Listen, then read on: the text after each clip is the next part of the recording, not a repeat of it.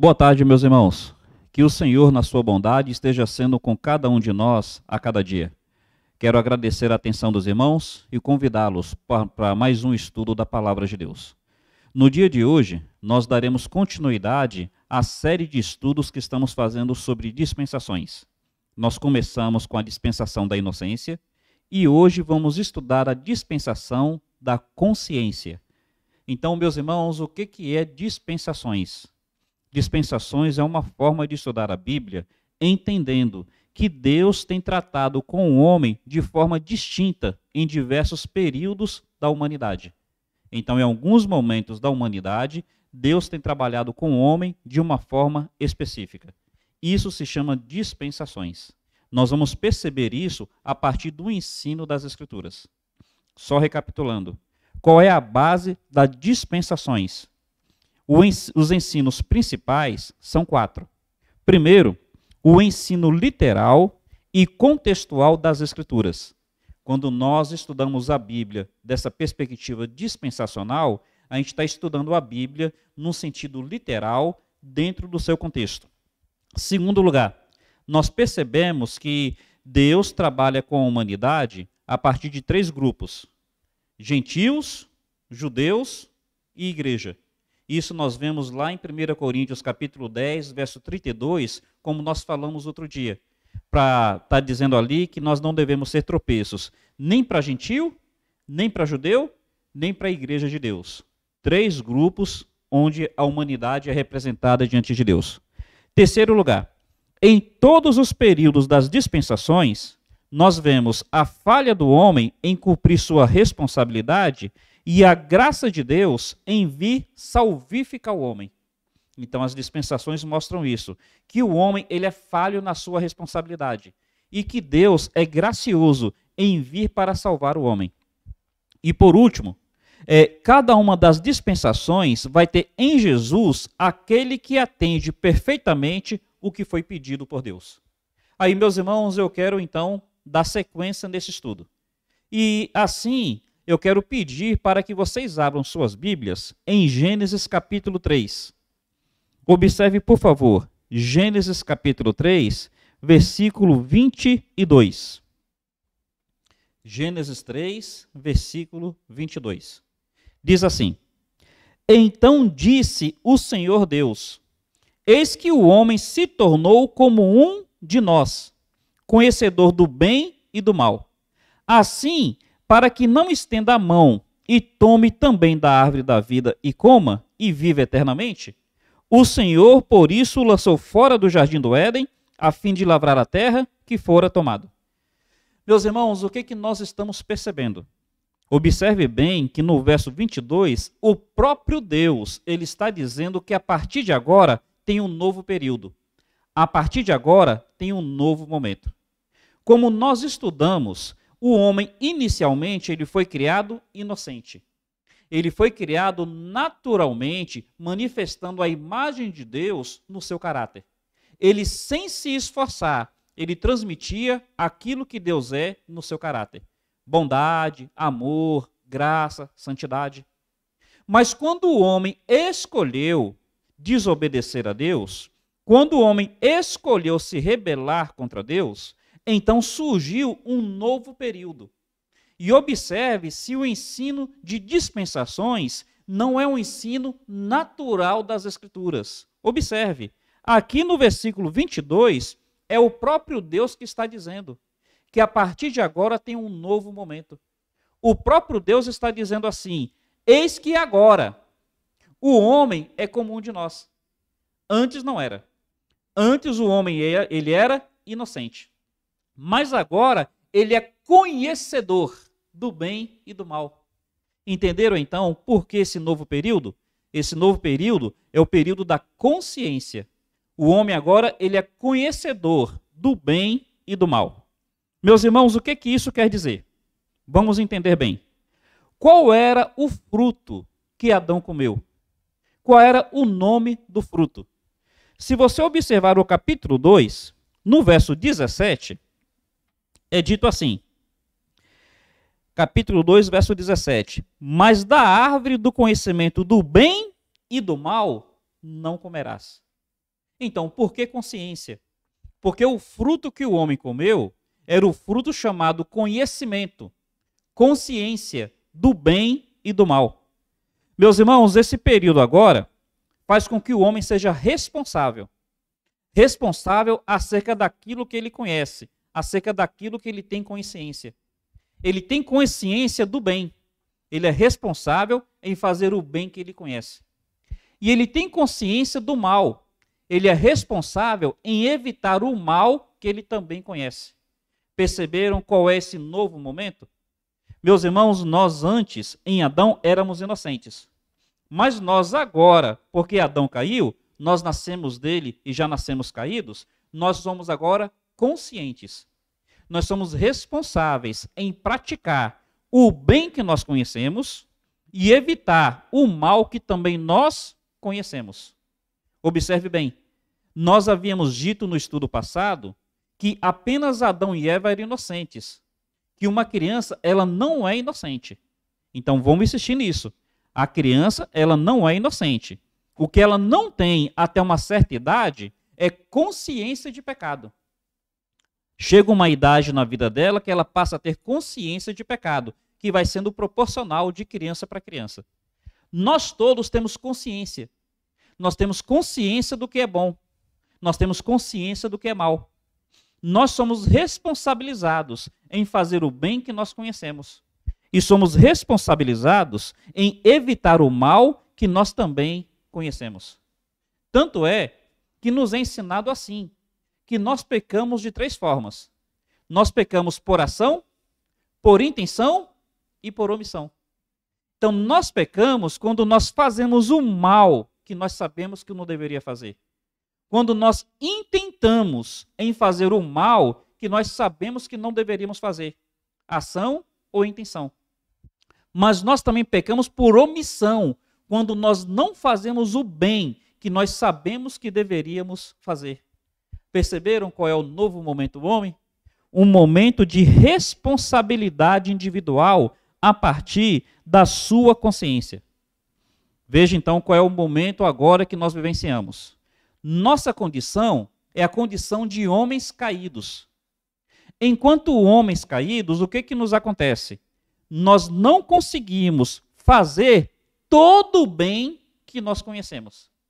Nós fazemos algumas coisas boas, mas nós não conseguimos fazer todo o bem que nós conhecemos.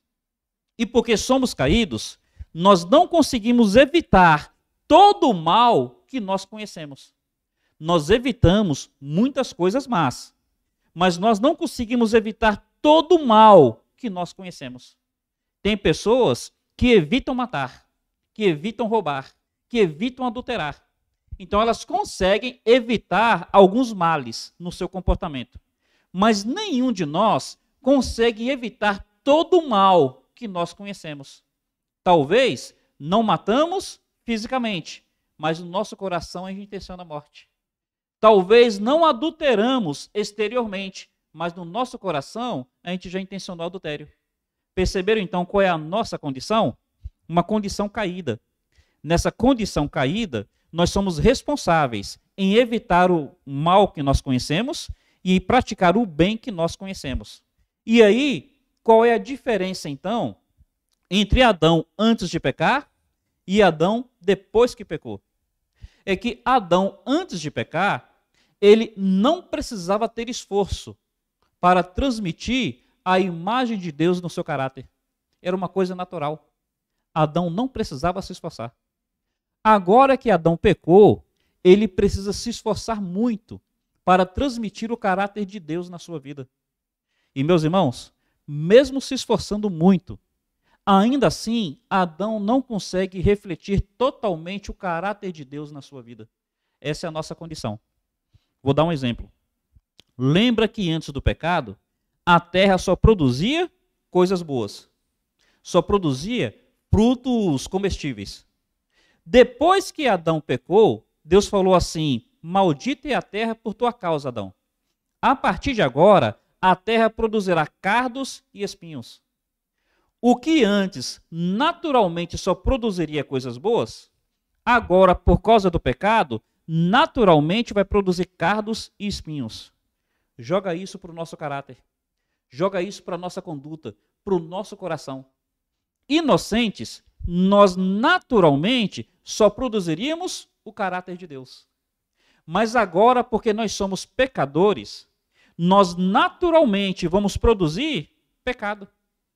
E aí Deus fala para Adão assim: Adão, essa terra que produz cardos e espinhos, se você quiser tirar alguma coisa boa dela, tem que ser com o suor do teu rosto. Você tem que se esforçar. Você tem que ralar. Porque naturalmente é cardos e espinhos. Para tirar alguma coisa boa, é só com o suor do teu rosto. Não é assim conosco, meus irmãos.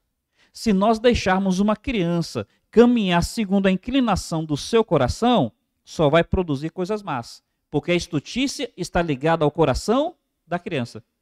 Se quiser fazer dessa criança um cidadão de bem, aí você precisa se esforçar na criação. Precisa derramar suor. Um casamento que naturalmente era para ser uma fonte de alegria, se deixar o casamento seguir a sua própria sorte, vai ser cardos e espinhos. Se alguém quiser ter um casamento feliz, é com o suor do teu rosto. O nosso caráter, a nossa conduta, se nós deixarmos a inclinação natural do nosso coração direcionar a nossa conduta, direcionar o nosso caráter, nós vamos produzir cardos e espinhos na nossa personalidade. Se nós quisermos tirar alguma coisa boa do nosso caráter, da nossa conduta, precisamos nos esforçar. Precisamos suar em nos esforçar para praticar o bem que conhecemos e evitar o mal que também nós conhecemos. Mas eu vou insistir nisso, porque o homem é caído, por mais que ele se esforce, ele nunca vai conseguir transmitir 100% a imagem de Deus. Por mais que ele se esforce, ele nunca vai conseguir praticar todo o bem que ele conhece. E ele nunca vai conseguir evitar todo o mal que ele também conhece. Então, diante dessa fragilidade, diante dessa incapacidade, diante dessa inclinação para o mal, nós precisamos agir a partir da nossa consciência, nos esforçar. É assim aquele período. De quando até quando foi esse período? Foi desde a queda do homem, em Gênesis 3, até o dilúvio, em Gênesis capítulo 9. Então, o período da consciência vai desde Gênesis 3, quando o homem cai, se torna conhecedor do bem e do mal, até Gênesis capítulo 9, onde ali nós perceberemos que haverá um novo momento. O que acontece nesse período de inocência, de consciência? O que acontece? Deus vai tratar com cada um de nós individualmente. Deus tratou com Adão individualmente. Tratou com Eva individualmente. Você vai perceber que quando Caim pecar, Deus vai tratar com Caim individualmente. Quer dizer, Deus vai lidar com cada criatura de forma individual nesse período de consciência, porque cada um é responsável diretamente diante de Deus. Não existe nesse período uma outra autoridade sobre o homem que não a sua consciência. Então, como é que Deus trabalha com cada um nesse período? A partir da sua consciência. Observe que vai ser assim que Deus vai lidar com cada um. Deus vai chegar em Adão e vai dizer: Adão, onde estás? Comeste do fruto que eu falei para não comer? Quer dizer, Deus trabalhando individualmente com Adão. Com Caim, Deus vai chegar até Caim e vai dizer: Caim, por que descaiu o teu semblante? Caim, onde está o teu irmão? Percebe Deus lidando com o homem individualmente? Porque naquele período não existia nenhuma autoridade sobre o homem a não ser a sua consciência. É pela sua consciência que ele deveria fazer o bem, é pela sua consciência que ele deveria evitar o mal. Meus irmãos, só para respaldar isso ainda mais nas Escrituras. Abre, por favor, mantém sua mão nessa passagem, mas abre, por favor, em Romanos, capítulo 1.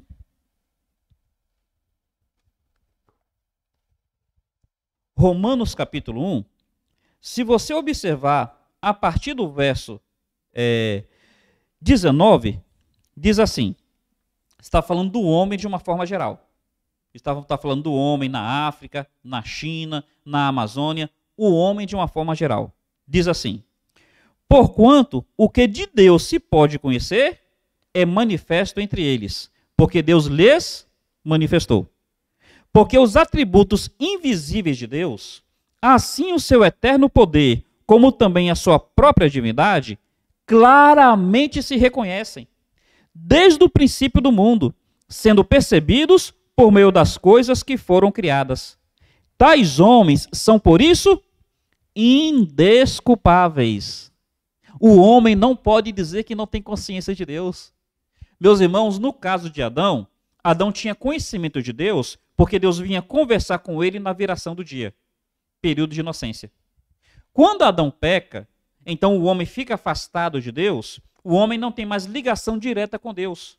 Como é que o homem vai ter consciência de Deus? Como é que ele vai ser indesculpável? Por meio das coisas criadas. É o que o texto aqui está dizendo. Mas olha o que acontece então, no verso 21. Porquanto, tendo conhecimento de Deus, o homem, pela criação, tem consciência de Deus. Não o glorificaram como Deus, nem lhe deram graças. Antes se tornaram, foi o homem que se tornou. Antes se tornaram nulos em seus próprios raciocínios, obscurecendo-se-lhes o coração insensato. O homem escolheu rejeitar o conhecimento de Deus, a sua consciência. O homem escolheu em seu coração insensato se obscurecer. Observe mais uma vez o verso 22. Inculcando-se por sábios, tornaram-se loucos. Percebeu a responsabilidade do homem? A sua consciência? Ele, conscientemente, escolheu rejeitar o bem que ele conhece e praticar o mal que ele também conhece. Meus irmãos, para ficar mais claro, você está no capítulo 1 de Romanos? Vá, por favor, para o capítulo 2, versículos 14 e 15.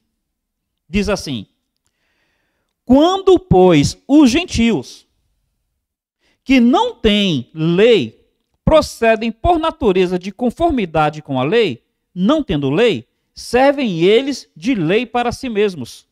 Estes mostram a norma da lei gravada no seu coração, testemunhando-lhes também a consciência e os seus pensamentos, mutuamente acusando-se ou defendendo-se. O que Romanos está dizendo? Os gentios, aqueles que não são judeus, aqueles que não receberam a lei lá no Sinai, aqueles que não cresceram tendo familiaridade com a palavra de Deus, esses que estão longe, que nunca ouviram falar de Moisés, nunca ouviram falar da lei de Deus, esses têm nos seus corações a lei gravada. Então, a consciência deles, ora os acusa quando fazem o mal que eles sabem que não deveria fazer, e ora os defende quando eles fazem o bem que eles sabem que deveriam fazer. O que nós estamos percebendo?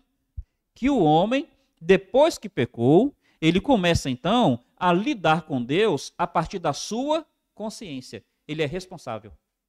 Responsabilidade pela sua consciência. E só para ficar claro que está falando de homens ímpios, só para ficar claro que está falando de descrentes, um último texto para a gente seguir lá em Gênesis 4. Observa, por favor, João, capítulo 8. João, capítulo 8, versículo 9. Vai ser muito claro em nos mostrar o efeito da consciência no indivíduo, mesmo que não tenha Deus. João, capítulo 8, versículo 9. Qual é o contexto? Trouxeram uma mulher adúltera diante de Jesus. A intenção deles era pegar Jesus no contrapé. Então eles não estavam bem intencionados. Eles não estavam agindo de boa fé.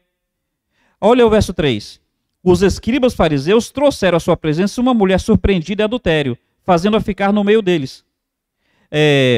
O versículo 8 diz assim: isto diziam eles, tentando, para terem de que o acusar.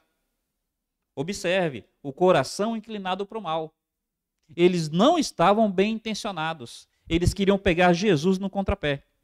Mas Jesus, então, faz aquela afirmação: quem entre vós não tiver pecado, atire a primeira pedra.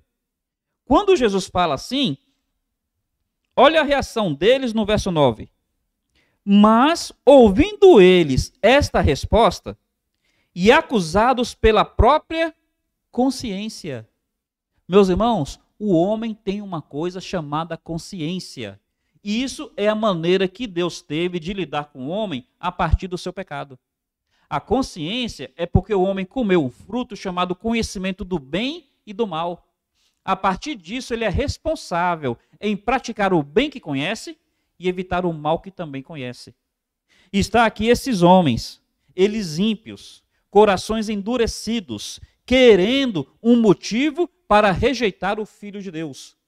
Aí diz que eles, ouvindo essa resposta, acusados pela própria consciência, foram se retirando um por um, a começar pelos mais velhos até os últimos, ficando só Jesus e a mulher que estava. Meus irmãos, o que é que nós estamos percebendo aqui? Que um novo momento do homem a partir do pecado foi o momento da sua consciência. Por isso que nós chamamos período ou dispensação da consciência. Observe que o próprio Deus foi quem reconheceu isso. O próprio Deus foi quem falou isso. Eis que o homem é alguém semelhante a nós, conhecedor do bem e do mal. Apenas depois do pecado. E aí a pergunta que eu queria que você respondesse é à luz da Bíblia. Esse novo período, essa nova dispensação, é algo da cabeça de quem está falando ou é algo que a Bíblia está ensinando? O próprio Deus disse isso. Sendo assim, meus irmãos, o que nós precisamos agora saber sobre esse período da consciência? Volte lá, por favor, para Gênesis, capítulo 4. Nós já dissemos que o homem, apesar de consciente, ele é inclinado para o mal. Isso quer dizer que ele não consegue fazer o bem que conhece, todo o bem, e nem consegue evitar todo o mal que ele também conhece. Isso quer dizer isso. Já que a terra, que antigamente produzia coisas boas, agora produz cardos e espinhos, nós também, que antigamente era naturalmente a imagem de Deus, agora somos seres pecaminosos. Assim como Adão, para tirar uma coisa da terra, ele precisava se esforçar, nós, para fazermos coisas boas, devemos nos esforçar. Não é algo natural. Meu irmão, amar o próximo não é uma coisa natural nossa. Ser um bom marido não é uma coisa natural. Ser uma boa esposa, ser um bom pai, ser bom filho, não é natural. O natural da gente, por causa do pecado, é errarmos. Aí a gente deve se esforçar para tirar o nosso melhor e para evitar o nosso pior. O que acontece então? Observe, por favor, o capítulo 4. Vai falar sobre dois indivíduos. Diz assim no versículo 3. Aconteceu que no fim dos tempos trouxe Caim do fruto da terra uma oferta ao Senhor. Abel, por sua vez, trouxe das primícias do seu rebanho, da gordura deste. Os dois estão conscientes. E os dois conscientemente vão agir para com Deus. Caim, ele é ímpio. Aqueles que dizem que o ímpio ele não tem inclinação para buscar a Deus, Caim está buscando. Quem diz que o ímpio ele é um morto assim, que não tem nenhuma reação espiritual, precisa explicar isso. Caim está buscando. Mas qual é o problema? Caim, ele escolheu buscar a sua maneira. Abel também está buscando. E qual é a diferença? É que Abel conscientemente escolheu buscar a maneira de Deus. Adão, para resolver o seu problema de nudez, Adão faz fruto de figueira. Com as folhas de figueira, ele faz as suas roupas. Deus rejeitou a maneira de Adão. Deus rejeita a maneira do homem. E Deus veste Adão com peles de animais. Deus está dizendo que tem que ser a maneira de Deus. Caim está fazendo a maneira de Adão, está oferecendo o fruto da terra. Abel está fazendo da maneira de Deus, está oferecendo um rebanho, está oferecendo um animal para derramar sangue. Percebeu aí qual é a diferença dos dois? Os dois conscientemente agiram. Aí Deus, ele vai tratar com cada um a partir da responsabilidade individual. Ele não aceitou a de Caim, ele aceita a de Abel. Mas olha como é que ele vai lidar com Caim a partir da sua consciência. Observe o que diz aqui um pouquinho mais embaixo. Versículo 6. Então lhe disse o Senhor: por que andas irado? E por que descaiu o teu semblante?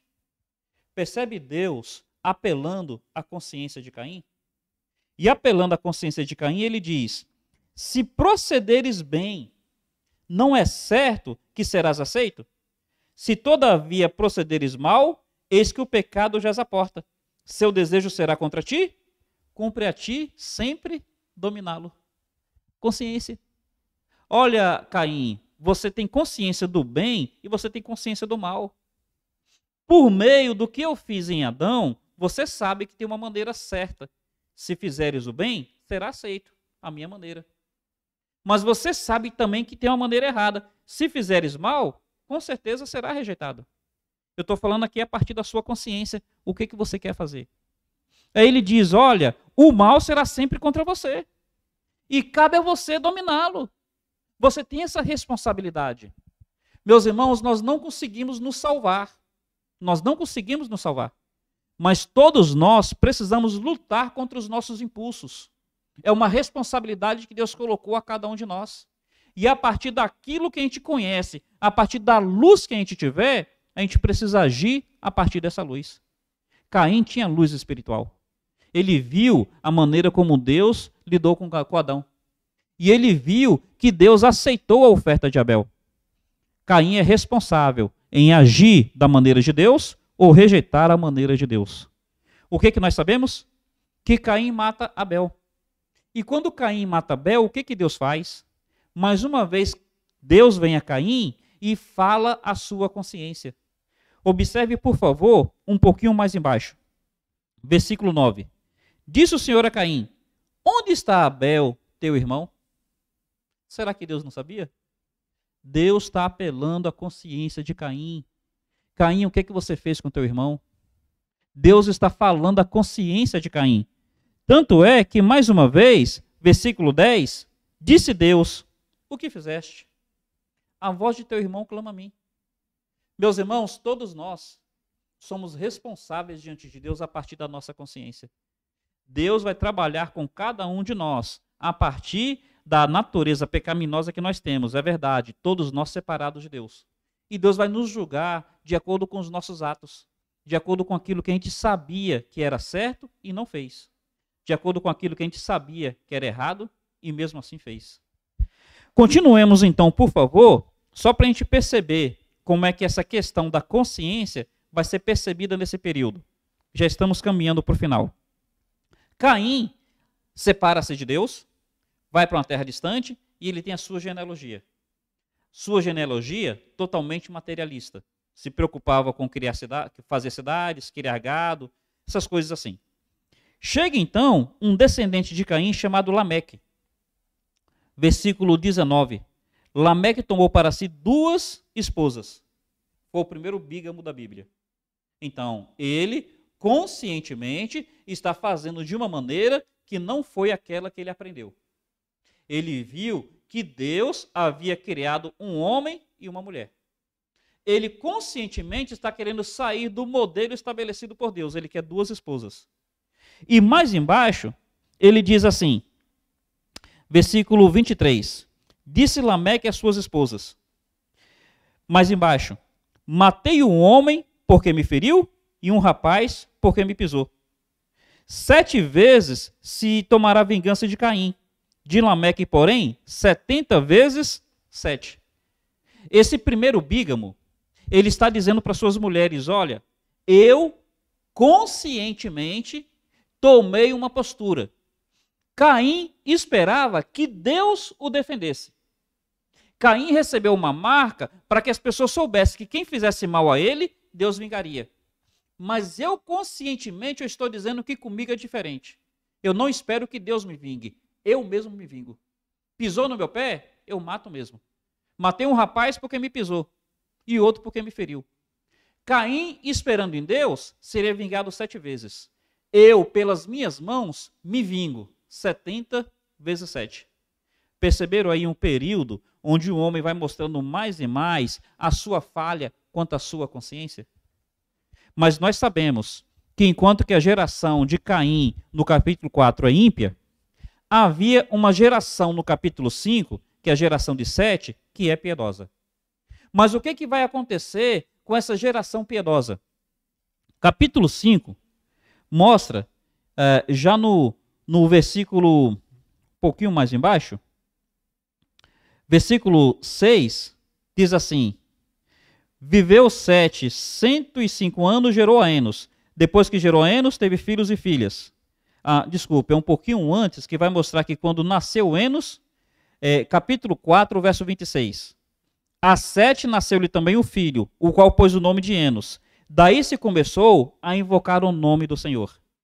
Então, enquanto que havia uma geração conscientemente ímpia, havia uma geração conscientemente piedosa. Então, por um certo tempo, algumas pessoas estão assumindo a sua responsabilidade consciente de buscar o Senhor.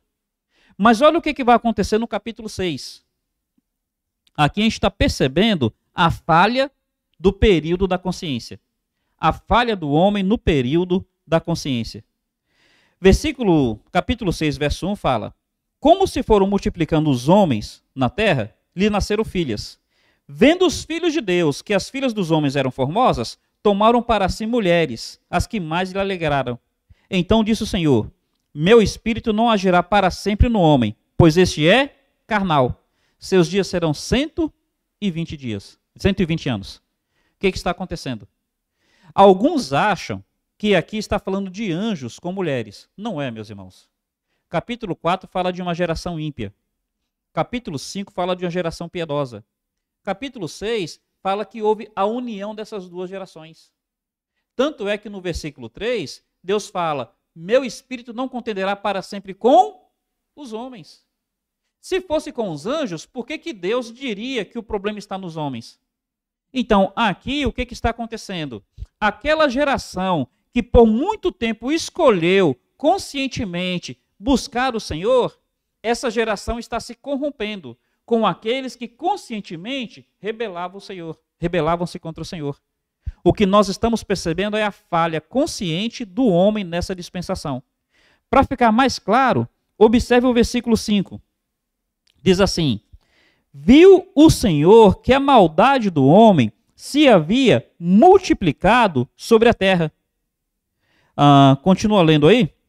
E que era continuamente mal todo o desígnio do seu coração.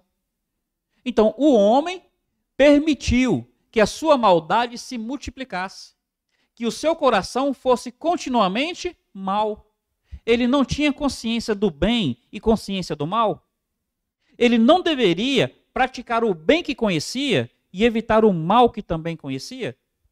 Mas o homem, então, foi se entregando à sua maldade. Ele foi conscientemente se entregando à sua maldade. Chegou uma hora que essa maldade havia se multiplicado sobre a terra. Que até aquela geração piedosa já havia se corrompido. Que era continuamente mal todo o desígnio do seu coração. Meus irmãos, nossos corações são maus. O nosso coração é mau. Se você permitir que o seu coração ande de uma maneira natural, vai ser continuamente mal. Por isso que nós precisamos, conscientemente, lutar contra os nossos impulsos.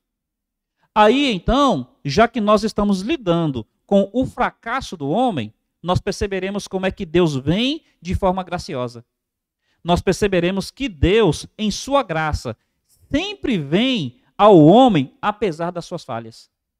Observa, por favor, estamos caminhando para o final, versículo 9, diz assim: porém Noé achou graça diante do Senhor.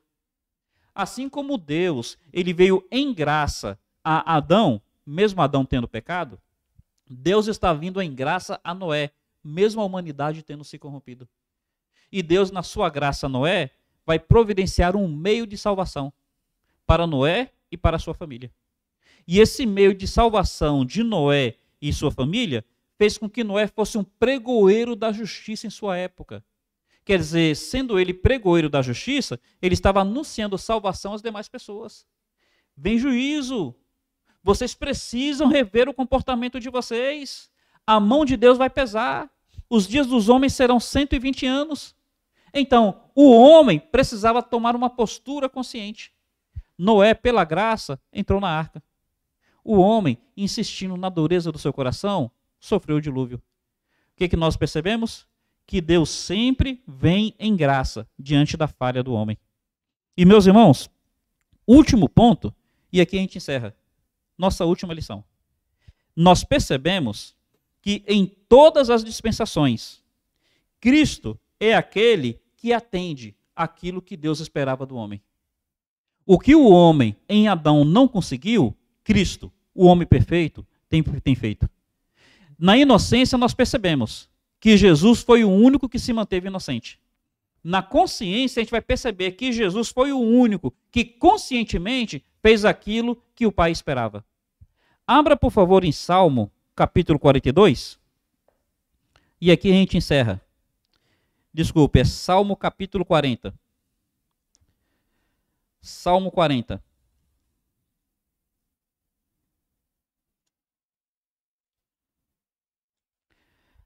Salmo 40.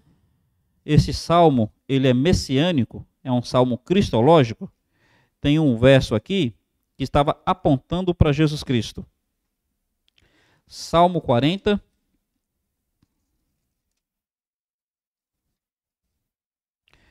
Observe, por favor, o que é dito. A partir do versículo 5, diz assim: São muitas, Senhor Deus meu, as maravilhas que tens operado, também teus desígnios para comigo. Eu quisera anunciá-los, mas são mais que se pode contar. Verso 6. Sacrifícios e ofertas não quisestes. Então Deus não queria que o homem em si vivesse a partir do sacrifício. O que Deus queria? As minhas orelhas furastes. Fala sobre a obediência. É um princípio lá do Velho Testamento. Aquele que serve o Senhor por obediência, por voluntariedade. Então, no versículo 7 diz assim: Então disse eu, eis aqui estou, no rolo do livro está escrito a meu respeito. Agrada-me fazer a tua vontade, ó Deus, dentro do meu coração está a tua lei. Proclamarei as boas novas de justiça na grande congregação, jamais cerrarei os lábios, tu o sabes, Senhor. Aqui está falando de Cristo. Está dizendo o seguinte: olha, o que Deus esperava do homem não é que o homem vivesse a partir de sacrifício. O que Deus esperava do homem é que o homem tivesse uma orelha furada. É que ele obedecesse consciente e voluntariamente. O homem nunca conseguiu fazer isso. Mas no rolo do livro estava escrito a respeito de alguém que faria. A lei apontava para alguém que cumpriria tudo aquilo que o Pai havia determinado. Então Jesus fala, então está falando de Jesus. No livro da lei está escrito a meu respeito. Eu voluntariamente me dispus a cumprir a tua vontade. Aí, meus irmãos, o que eu quero encerrar aqui com a dispensação da consciência? Que o homem realmente ele falhou na sua responsabilidade. Deus, ele vem em juízo, mas ele também manifesta graça. Nessa graça Noé é salvo. E o que a dispensação da inocência, mais uma vez, da consciência vai apontar? Vai apontar para aquele que foi o único que conseguiu atender a Deus em todas as dispensações. A inocência apontou para Jesus, foi o único que manteve a sua inocência. A consciência aponta para Jesus, é o único que conscientemente agradou o Pai em todas as suas vontades. Meus irmãos, assim nós estamos estudando a Bíblia. Da última vez foi inocência, dessa vez consciência. Próximo estudo será no governo humano. Nós começaremos então a partir de Gênesis capítulo 9. Quero deixar com vocês, mais uma vez, duas situações. A primeira, se tiver dúvida, coloca no chat e a gente vai tentar responder conforme seguimos os estudos. E a segunda, pensa bem, o que nós estamos apresentando aqui é coisa da nossa cabeça ou é o ensino natural das Escrituras? Eu estou fazendo essa pergunta porque alguns dão a entender que estudar a Bíblia a partir das dispensações é um absurdo. Eu vejo que é um ensino natural das Escrituras. Aí se pergunte, o que está sendo apresentado é uma linha de raciocínio lógica e coerente? ou uma forçação de barra dos textos da Bíblia? E você, sozinho, vai conseguir dar essa resposta. Muito obrigado pela sua atenção. Que Deus os abençoe. Um carinhoso abraço. Encerro dizendo que amanhã, sábado, nós teremos atividade dos adolescentes às 17 horas e dos jovens às 19 horas. E domingo pela manhã, teremos a renovação do nosso desafio missionário. Esteja orando para que Deus, na sua bondade, mova a sua mão em nosso meio. Mais uma vez, Deus te abençoe. Um carinhoso abraço. Até mais.